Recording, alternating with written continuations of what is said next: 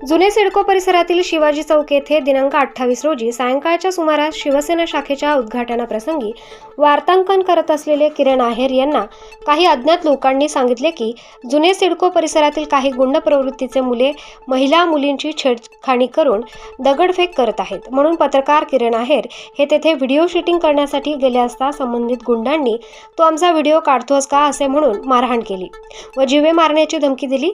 या प्रसंगी किरण यांनी जीवाच्या भीतीने अंबड पोलीस ठाण्याचे वरिष्ठ पोलीस निरीक्षक यांना घटनेची माहिती दिली असता घटनेचे गांभीर्य ओळखून पोलिसांनी काही मिनिटांच्या आत या सराईतांचा शोध सुरू करून त्यांच्या मुसक्या आवळल्या आहेत। घटनेची माहिती समजताच असंख्य पत्रकारांनी अंबड पोलीस ठाण्याचे वरिष्ठ पोलीस निरीक्षक दिलीप ठाकूर यांची भेट घेऊन या गुंड प्रवृत्तीच्या हल्लेखोरांवर कठोर कारवाई करण्याची मागणी केली आहे। त्यांच्यावर पत्रकार संरक्षण कायद्याअंतर्गत गुन्हा दाखल करण्याची मागणी करण्यात आली आहे। यावेळी वरिष्ठ पोलीस निरीक्षक यांनी कडक कारवाई करण्याचे आश्वासन दिले आहे।